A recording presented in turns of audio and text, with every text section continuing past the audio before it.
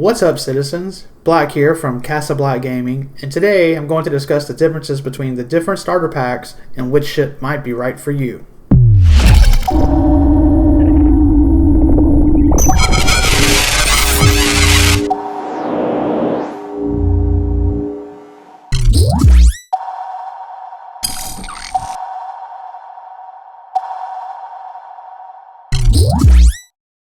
If you want to play Star Citizen, but are hesitant about playing, the first thing I would suggest is to really do your research about the game versus your expectations. While you're at it, check out the Clip of the Day channel to see daily, yes, daily examples of Star Citizenry gone wrong. The link is in the description below. So are you expecting a game that is working as intended? Do you truly know what state this alpha game is in and what it means to be an alpha?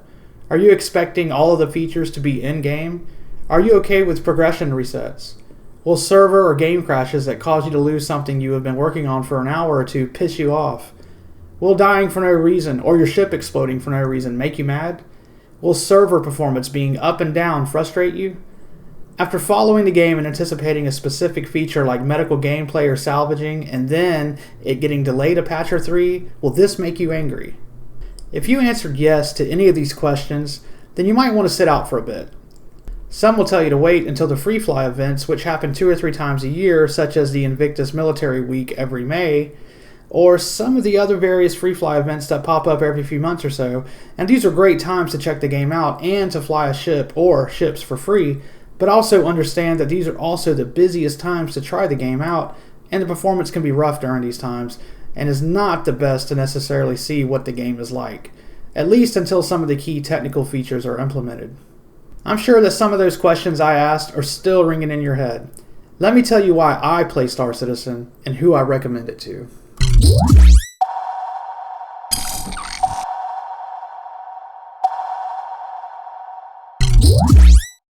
Now, before I get into the reason for the video, which is to choose a starter package, I just wanted to make sure before you drop a dime on this game that you're aware of why I play, so that you do not think I'm simply telling you to buy a starter package so I can get those referrals. I don't believe in false promises or false hope. This game has issues, but as far as a back to alpha game, I am okay with these issues. But why? Well, for starters, CIG has been good about a couple of things. First, they have a very cool roadmap which is full of details on what they currently have planned and are currently working on, and it is updated every 2 weeks. Now, I know that the game's reputation is tarnished, and for good reason. Check out Space Tomato's video on the history of Star Citizen and how things are changing. That link is also down in the description below. The overall opinion from most of the YouTubers and streamers that I follow for Star Citizen is that the game is definitely on an uptick, and things being released and starting to have more to do in the verse.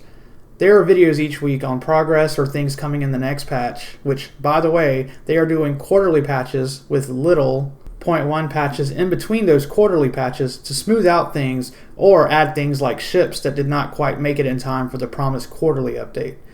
In other words, you will be getting a constant barrage of news, updates, and new things to try out in the game every 3 months. Admittedly, some patches are lighter on content than others, but it also depends on the feature added and how much work went into it, like a quality of life update versus something that just adds game features and content. Even if it's just a new ship that is added, this can bring about some fun gameplay that you do not realize could change things up so drastically. Case in point, in May of 2021, roughly a few weeks before this video was made, CIG released 2 Hercules variants and the first ground vehicle tank. I myself got to try these vehicles out, and I can say that even though ground warfare is not much of a thing yet, those vehicles were a blast to play with, and I have seen some of the craziest stuff that other content creators have been doing with these vehicles, and many are recommending to buy them if you can.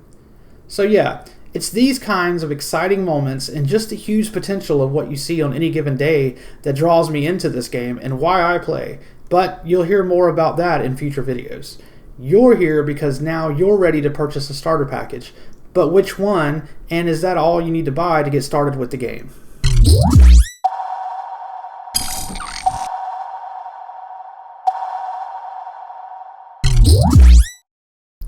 In order to enter the verse and play the game, you will need a starter package.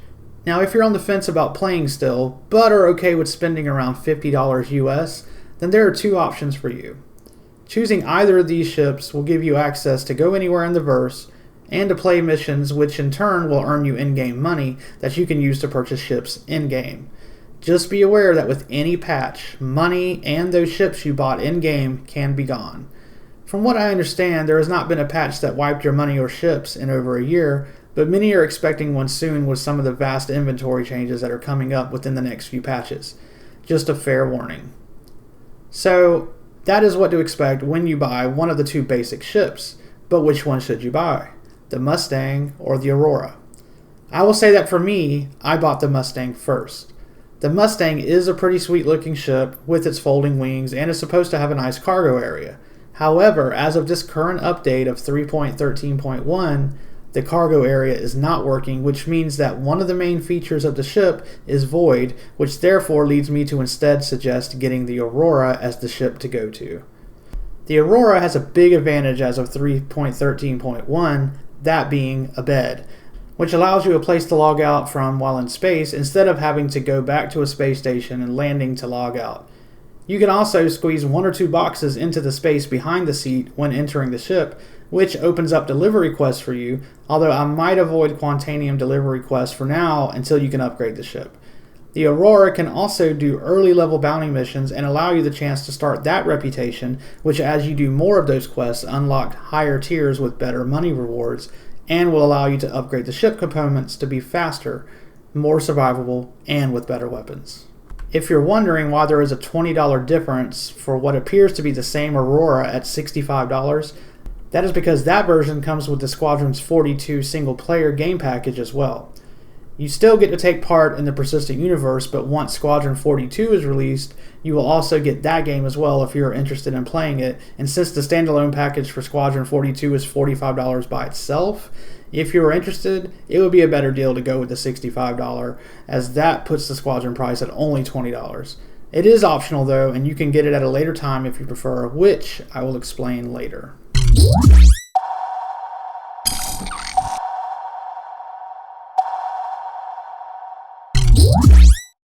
So I'm sure you've seen that there are more expensive starter packages you can purchase, and if you're willing to spend more money either now or in the future, there are some better ships that might be more to your liking. With the Mustang and Aurora, I mentioned some limitations. I also mentioned that the first ship I bought was the Mustang, but I quickly soon realized that I wanted to try out more mission types than just bounty hunting. So I decided to upgrade after only playing a day or two. I went with the Avenger Titan starter package. So I upgraded for $25 more. Well, $28 because I also bought a $3 paint job. So why did I choose the Titan? Well, it had a back hanger ramp, which means you can easily enter and carry cargo up and into the ship. It is also very good at doing bounties, even some of the higher tiered bounties, and if you're skilled enough, you can even do some of the really hard bounties, such as taking on the hammerheads, which are, as of this video, over $100,000 payouts. I liked the look of the ship, and it felt like a much better place to begin. Now, you don't have to pay real money for this ship. You can easily make the money to buy it in-game with your Aurora or Mustang starter packages. Spending the extra $25 is entirely up to you. But for me, it was worth the upgrade, and it allowed me to make money faster so I could start buying ships in-game at a faster pace, because the Titan does have more firepower, and if you want to grind credits with bounties, which is currently one of the best money makers in the game, it's a lot cheaper to get started. There are a few other ships from that list to consider, and if you're of the mind that spending over $100 is not an issue, then I would suggest the Cutlass Black, as it is the first ship that I grinded in-game credits to obtain. This ship was recommended to me by a friend of mine outside the game and also from many people within the game. It can do high-level bounties with ease, allowing you to stay out longer without having to repair as often. It has a larger cargo bay, which will allow you to get involved in mining by buying the Rock mining ground vehicle. FYI, mining is another great moneymaker and is a very nice change-up to bounties or cargo runs. The Cutlass Black also has a turret for a friend to jump in, so you can do some good multiplayer play, and 2 beds so you can both log out. Is the Cutlass Black worth upgrading to over the Avenging Titan? I mean, sure, that all depends on how you value your time and money. Personally for me, I liked learning how to fly with the Titan and then upgrading to the Black within the game. The Titan is an awesome ship to own, but here's a good question. Why just own one ship with real money when you can have more?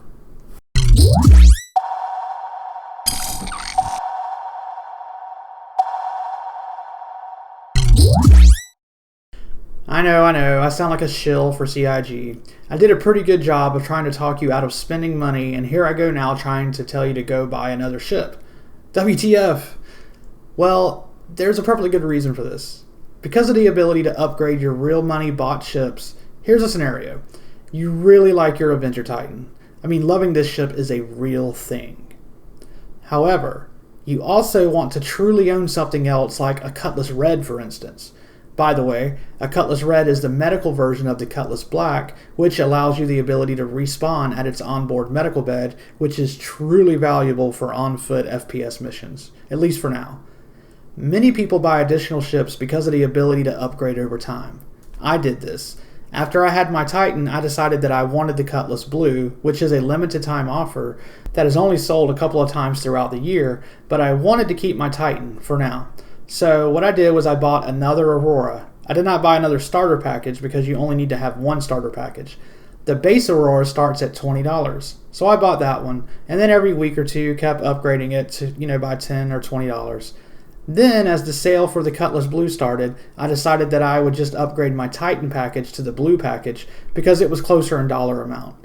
After I had my Blue, I was free to slowly upgrade that second Aurora package to the Titan. I have no plans to get rid of my Cutlass Blue, as I look forward to the bounty capturing abilities that will be coming in the future, and the ship has some other nice features. The next ship I want to actually own will be something larger that my wife and I can do things together in. Upgrading ships in-game is nice, but there are just some ships you want to own outright, and then there are some that you can only own with real money. So I'll be having a couple of multiple upgrades going at the same time, so when those huge ship sales happen twice a year, I'm ready to pull the trigger on something epic. I know this might not be to everyone's taste, and that's fine, but for me, I have long-term plans with this game, and I like being able to upgrade slowly over time.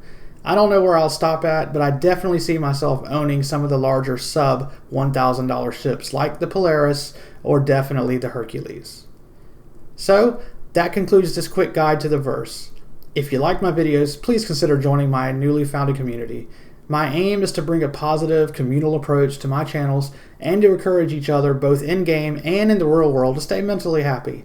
Please consider liking this video and subscribing, and if you want to know when my next video goes live, which will be a quick guide on taking your first flight, please click that notify button as well. Also, drop into my Discord channel and help me build something special. Thank you, and stay positive, citizens.